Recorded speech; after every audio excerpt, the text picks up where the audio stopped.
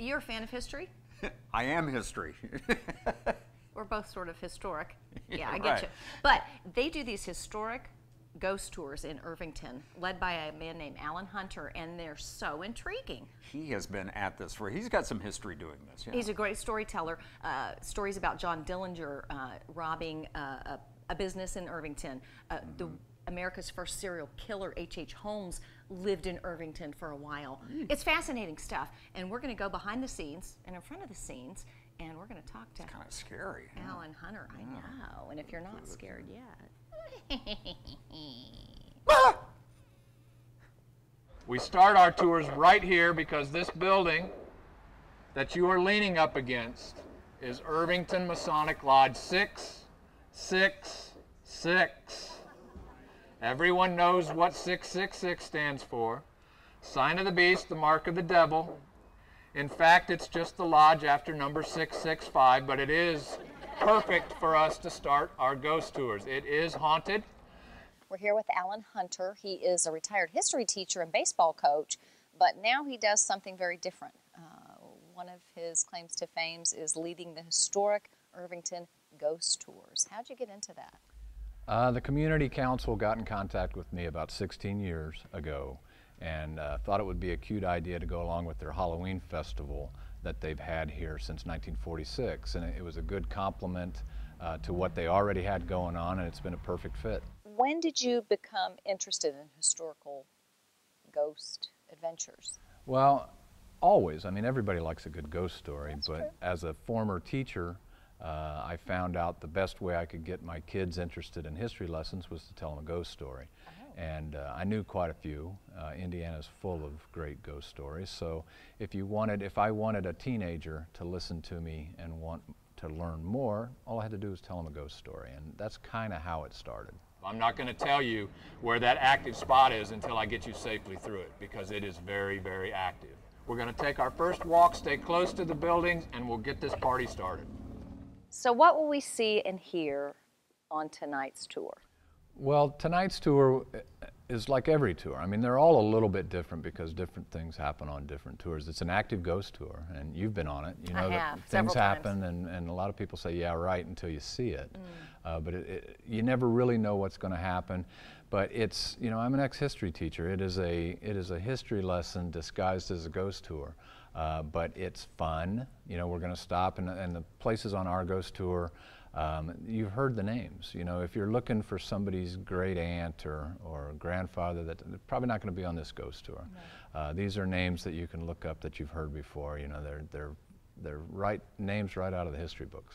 One of your stories involves a man who is believed to be the very first serial killer, H.H. Holmes. Tell me about him. Absolutely. As a Christian name, if you can actually use that, is Herman Webster Mudgett.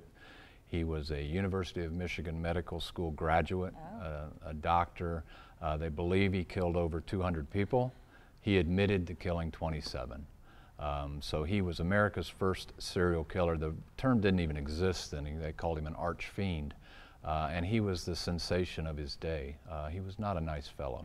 There are thoughts that H.H. Holmes could also have been Jack the Ripper. Isn't that interesting? Yes.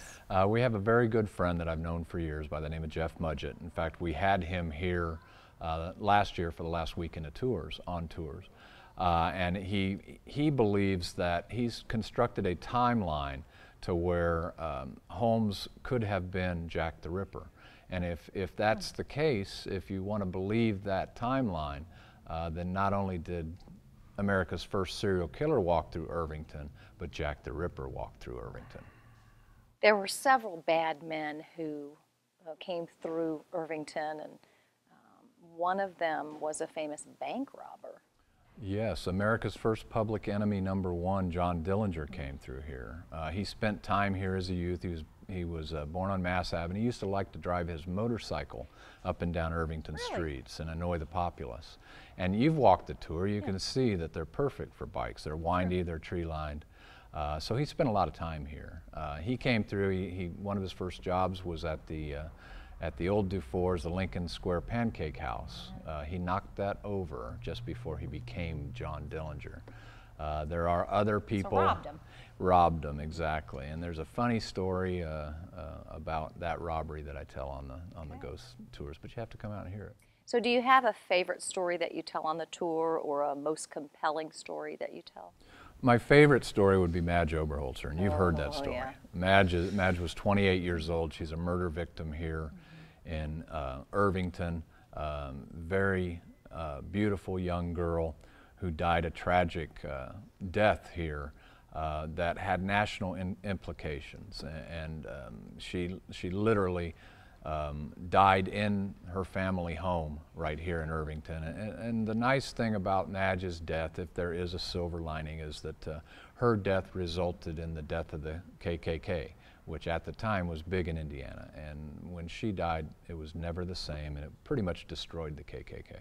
Ellen Hunter, you're a very good storyteller. We appreciate your time, and we're looking forward to tour after tour after tour. Thanks for being on Boomer TV. Thanks for having me. All right. And I'm Julie Patterson for Boomer TV.